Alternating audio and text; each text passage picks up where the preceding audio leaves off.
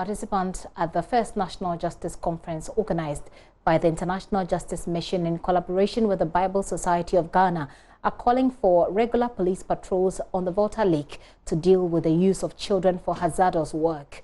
This, they believe, will help deal with the issues of child trafficking and other injustices, especially against children. The demands were contained in a communique read by the General Secretary of the Christian Council, Reverend Dr. Cyril Fayose, in Accra after the conference. The Volta Lake, it looks beautiful with a lot of economic prospects, but a trip on the Volta Lake reveals harrowing stories of how children as young as 10 are compelled to dive into the lake without protection to untangle nets for their masters. Some of them trafficked from far places to islands around the lake. These and other forms of social injustice necessitated a conference by the International Justice Mission. The conference, which was on the theme Social Justice Key to National Development, brought together personnel of the Ghana Immigration Service, police, judicial service, civil society organizations, students, the clergy, and more. Speaking at the event, Deputy Gender and Social Protection Minister Frida Prempeh called on the National Media Commission and the Ghana Journalists Association to do more to stop what she describes as on-air injustice. She bemoaned the practice where children are forced to confess to being witches and wizards on live television. I'd want to therefore commend the International Justice Mission for organizing such an event to start a national conversation on social justice. Targeting the church is one sure tool to end human trafficking in our time. As God's people, it is quite unfortunate that the word of God has been tilted to suit what we want to hear. We see numerous injustices meted in the church, where some self-acclaimed pastors mix concoctions for church members to drink in the name of miracles. Some churches has become rather a ground for grave abuses and misconduct, where children are forced to confess on camera about accepting that they are witches and wizards. All sorts of acts are shown on our media, which is a source of worry, including false doctrines. I would like to use this medium to appeal to the National Media Commission, the Standard Board Authority, and the Ghana Journalists Association to help us monitor the contents that are aired on our airwaves. The media platform are being used to show ways for quick money rituals, short way to success in the name of miracles. Wife of the Vice President of Ghana, Samira Baumia, said despite limited resources, Ghana is making significant strides to combat child trafficking. So the question is, why is it happening still?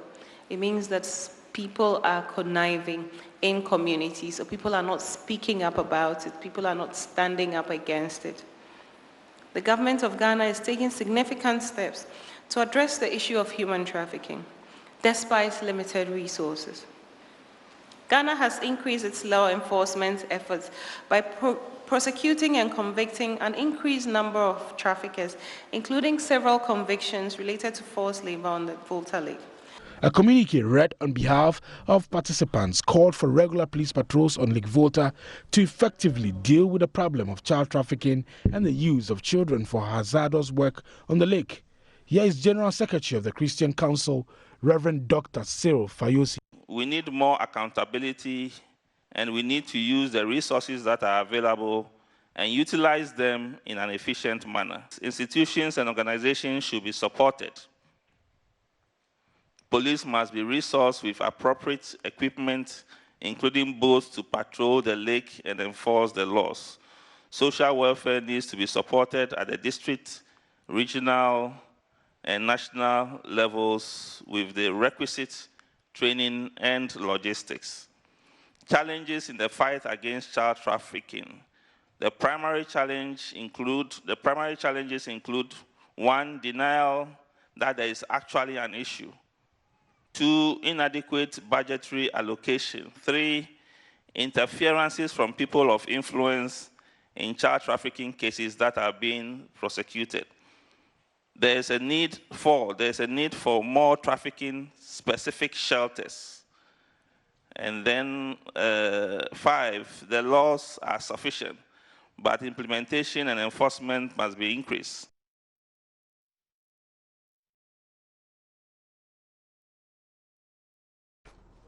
Meanwhile, Acting Director of the Anti-Human Trafficking Unit at the Gender Ministry, Abna Asari, says sometimes parents who give out their children to boat owners on the Volta Lake to be used for fishing are unable to identify them after they are rescued.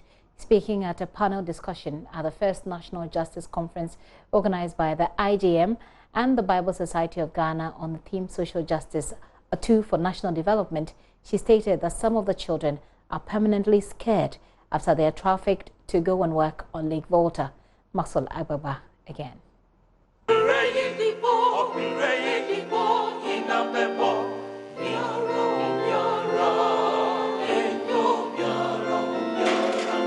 The conference, which brought together the Ghana Immigration Service, police, clergy, civil society organizations, churches, and more, focused on child trafficking on the Lake Volta during the panel discussion. Acting Director of the Anti-Human Trafficking Secretariat at the Ministry of Gender and Social Protection, Abnasari, says some of the children are maltreated by their masters who use them for hazardous work on the lake. And most of them come with bilharzia, skin rashes, some hole in heart, some they come, their eye is choked because they dived and a stick has choked their whole eye and they need a surgery. There are some that come, the boat, they hit their back and they've become hunchbacks. Friend, I'm sad to say, if you give them even bed, they are afraid to sleep on a simple mattress because of the trauma, the abuse, and what we call the slave masters do not even allow them to sleep. So panic attacks and all that. It will surprise you, some parents are not able to identify their children because they gave them out as at age 3, age 4, age 7, and the child have been in slavery for like 10 years, so 13 years or 14 years on. High Court Judge Justice Georgina Mensah Decha has been talking about how a child victim relapsed into a traumatized state when she saw her abuser. I like the victim sits this way facing me and the accused person. So there's no direct eye contact because there's one eye contact and the facial expression made can just freeze a victim.